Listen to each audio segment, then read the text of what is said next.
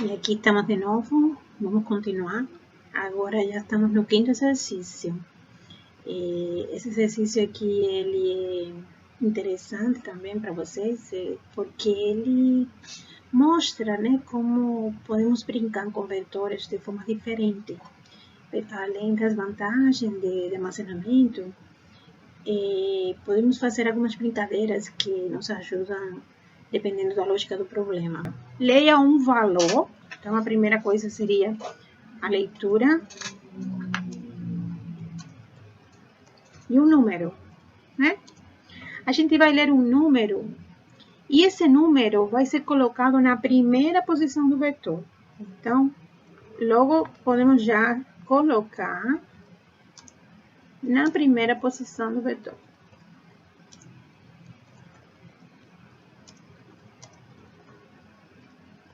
Para a gente colocar dentro do vetor, a gente vai ter que criar esse vetor. Então, acho que vamos colocar isso como parte da lógica, para a gente não esquecer, porque vejam que as variáveis até podíamos deixar de declarar, mas o vetor não.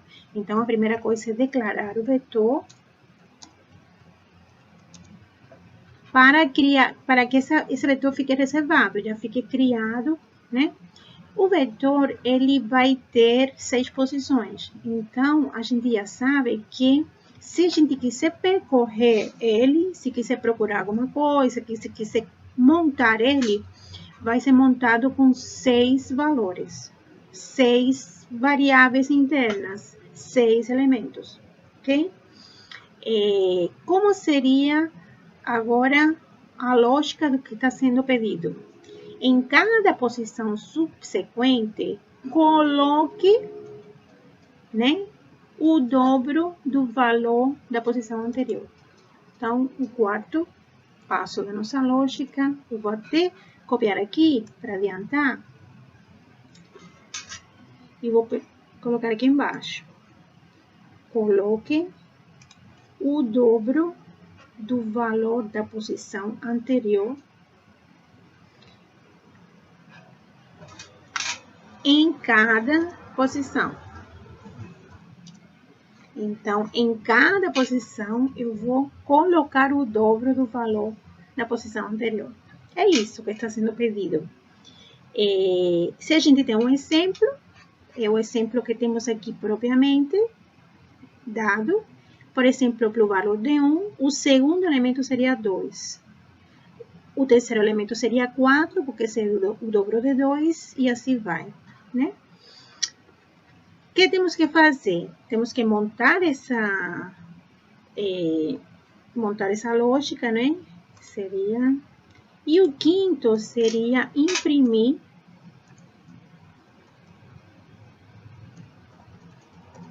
o vetor que foi construído.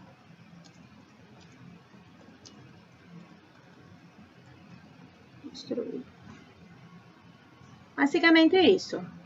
Esse quarto seria preencher o vetor, que seria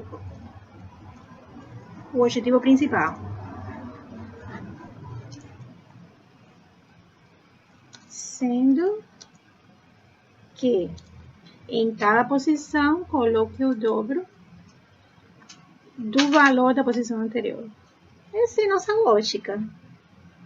Como a gente já entendeu a lógica, a gente vai proceder para a programação.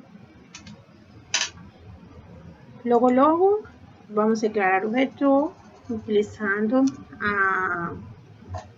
a palavra-chave da linguagem var, que permite fazer as declarações.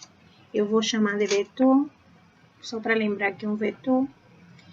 E lembrem que a gente coloca o nome do vetor igual e colchete. Automaticamente ele já sabe que vai criar um vetor logo no início do programa. O segundo passo vai ser ler um número. Então, a leitura se faz com o comando a função prompt, digite o número.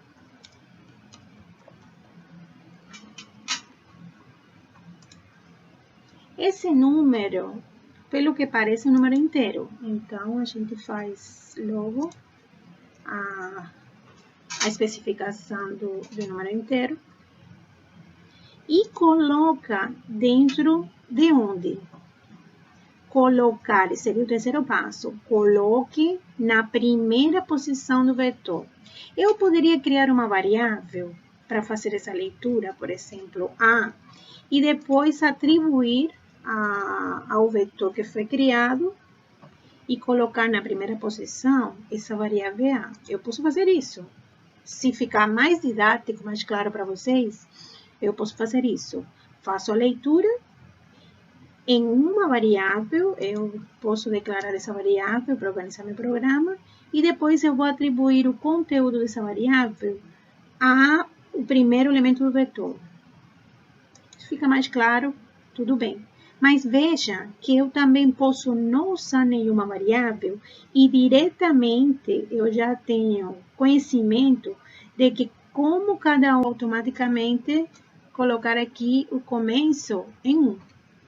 Então, eu já estaria construindo o elemento da segunda posição, que representa a posição 1, né? Aí, veja, o meu vetor encontre vai ser construído como o dobro do elemento do vetor na posição anterior. Eu não conheço o elemento da posição anterior? Eu conheço sim. Eu conheço por quê? Porque ele já foi construído no passo anterior. Veja, se eu for fazer o dobro do vetor na posição 0, seria vetor. E aqui seria 0. Né? Aí, o que eu estou fazendo? Se o elemento já foi digitado no primeiro passo e já foi armazenado, como aqui a gente viu, que já foi feito isso, quando ele entrar aqui no primeiro valor do contador, eu posso aproveitar, porque os valores já estão armazenados, eles já estão ali dentro, e eu posso usar essa variável. Usando essa variável interna do vetor, esse elemento primeiro do vetor, eu multiplico por ele, por 2, e o resultado eu coloco no valor do vetor que ele seria com o contador 1, que seria o próximo passo. Então, vejam bem, eu estou fazendo isso aqui, eu estou fazendo vetor em 1, não é? Igual a 2 vetor em 0. A primeira vez, eu estou fazendo isso. Isso aqui seria a primeira vez, não é? O contador se incrementa na segunda repetição e vai para 2. A segunda vez, eu estaria fazendo isso aqui. Vetor em 2 igual a 2 vezes vetor no anterior, que seria a posição anterior, seria em 1. Como eu já construí no passo anterior, eu tenho valor, então eu posso usar agora no segundo passo, multiplicar por 2 e atribuir e deixar dentro do vetor 2. Eu estaria fazendo isso, basicamente minha lógica é fazer isso e construindo cada elemento do vetor a partir do elemento anterior. Como o elemento anterior eu já preenchi, eu consigo usar, porque é só multiplicar 2 vezes o valor que foi preenchido na posição anterior. Então, o 3 seria igual a 2 vezes a variável do vetor na posição 2. Se eu ficar fazendo isso até 6, né? Eu até consigo fazer, porque como são 6 números, ninguém me obriga a mim a fazer isso utilizando uma repetição, né? Se o programa falar, você precisa usar repetição, tudo bem. Mas se não preciso usar repetição, eu consigo explicitar os 6 passinhos. Eu estou fazendo isso para vocês entenderem a lógica. Não é eficiente, não é eficiente. O ideal é que a gente utilizasse repetição. Mas construindo ele por separadinho aqui, você já vai entendendo o que eu estou fazendo. Então, eu vou fazer para os 6 elementos. Eu construo 4 a partir do 3. E estariam faltando 2. Não, tá faltando só o último, né? O quinto seria... O quinto elemento seria vetor em 5 igual 2 vezes vetor em 4. Que legal, né? Eu depois, vamos revisar aqui, foi pedido repetição? Não foi pedido. Uma solução pode ser esta, então eu vou fazer essa primeira solução e depois eu vou fazer com for, para vocês verem duas soluções semelhantes, com lógicas diferentes. Tá? Uma mais ineficiente, mais funciona, e outra seria mais eficiente, né? Então, a gente está fazendo o quarto passo, preencher o vetor, sendo que em cada posição vou colocar o dobro do valor da posição anterior. Né? Construir o primeiro, que foi lido pelo usuário, e depois vou construir os 5 próximos elementos, cada um deles a partir do elemento anterior, multiplicando por 2. Quando eu terminar aqui, eu vou imprimir. Já para imprimir, se a gente não quiser usar o for também, eu teria que fazer 3, quantos alertes? 6 alertes. Aí eu teria que fazer alerte, vetor em 0, né? A gente vai copiar e colar.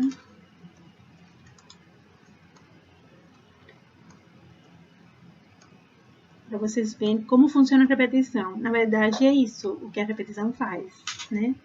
1, 2, 3, 4, 5 e 6. E eu vou especificar cada um das posições dos elementos do vetor. É isso. Eu não utilizei a repetição e eu já fiz o meu programa. Eu vou até comentar aqui esse código que eu ia fazer. E só vou rodar esse aqui. Eu vou tampar também minha lógica. E vou ver se está faltando alguma coisa. Algum ajuste. Pelo que parece, eu fiz os 5 passos da minha lógica. Em primeiro vetor, já fiz aqui embaixo, elemento por elemento. E agora só faltaria esse detalhe da formatação.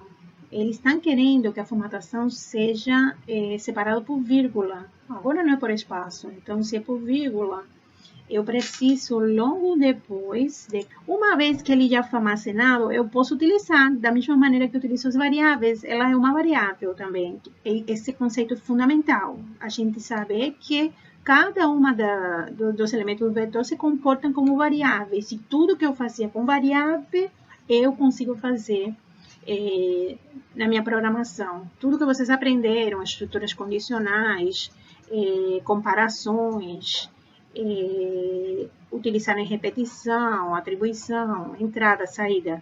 Cada um dos elementos colocar uma vírgula. Então, para cada um deles, coloco uma vírgula.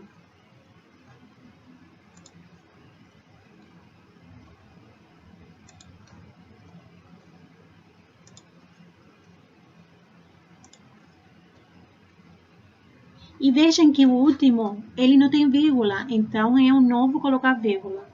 Então, esse último elemento, ele não teria essa vírgula. Se a gente rodar isso aqui devagarzinho, aqui na lógica, veja, eu estou fazendo a leitura, utilizando uma entrada, o usuário vai digitar um número, e esse número vai ser colocado na primeira caixinha, na primeira variável do vetor. Né? Então, vamos lá, agora vai. Essa solução tá certa? Tá certa. Vocês estão vendo, né? Vamos abrir aqui. Se começa com 1, essa vai ser a saída do meu vetor. Se começo com 5, essa é a saída do meu vetor. E assim vai. Se começo com -2, esse aqui embaixo é a saída do meu vetor. -2, -4, -8. Então, a solução está certa. Agora, eu vou mostrar para vocês que eu gostaria de que esse exercício seja feito. Isso aqui só fiz assim para vocês entenderem a lógica. Mas nossos vetores, eles na verdade, eles são utilizados para muitos números, não para 6 números. Então, se fossem muitos números, 200 alunos, seria impossível, seria muito difícil a gente ficar fazendo esse processo para 200 elementos do vetor e imprimir também para 200 elementos do vetor. Então, vamos mudar esse código como deveria ser e vamos utilizar a nossa repetição contada. A nossa repetição contada, ela estaria aqui, né? Ela seria nessa parte aqui. A gente comenta isso aqui, quando for fazer, e vai substituir esse pedacinho aqui pela repetição contada. Então, agora vai ficar bem mais fácil, porque você vai entender a lógica. Eu vou até copiar aqui. E o forte eu já tinha aqui embaixo. É só trazer para aqui. Eu vou colocar aqui.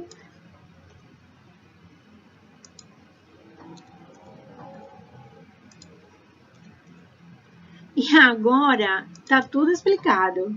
Porque o procedimento, só que é ele que vai fazer, não sou eu. O For vai fazer cada um desses passinhos aqui através do contador. O contador vai me fazer isso. A única coisa que estaria faltando aqui é que, veja, na parte direita, ele vai pegar a variável no índice da posição anterior. A posição anterior seria conte menos 1. É isso que estaria faltando. Enxergar que eu vou montar essa parte aqui dentro das chaves do For, utilizando o contador. O contador vai representar o índice que vai andando, né? O contadorzinho que vai andando, que é o índice dos elementos das minhas variáveis. E a cada passinho, ele precisa multiplicar 2 vezes o elemento do vetor anterior, que está na posição anterior. E como que eu sei? Como que eu consigo referência à posição anterior? Eu não tenho conte menos 1, vai me dar essa informação. Isso aqui não precisa mais, eu deixo comentariado só para vocês não perder a lógica. E agora, eu vou substituir também esse alerte. Pelo amor de Deus, eu não preciso desse alerte 6 vezes. E eu posso até imprimir aqui dentro mesmo, né? Eu posso fazer alerte aqui, dentro do único For. Eu queria mostrar isso também. A gente sempre faz For separado para que vocês entendessem. Mas dependendo do problema, eu posso aproveitar o mesmo For para fazer a saída. Nesse caso, eu vou preenchendo e vou imprimindo. Vou preenchendo e vou imprimindo. Então, a única coisa que eu vou fazer aqui é copiar isso aqui. Pegar essa letra aqui. E agora, o que eu coloco aqui dentro? O contador, porque o contador não vai andar entre 1 e 5. Vai andar entre 1 e 5. 0 eu já construí. Então, eu posso imprimir logo depois que eu fiz a leitura. Posso fazer vetor em 0. Já imprimi. Aí eu preencho e imprimo. Ele precisa de vírgula, então eu vou fazer mais vírgula. Não é isso? Só que agora, até que ponto essa saída está certa? A gente precisa que a última não tenha vírgula. Então, podemos aproveitar e colocar a vírgula antes, para ajustar melhor, fazer o contrário.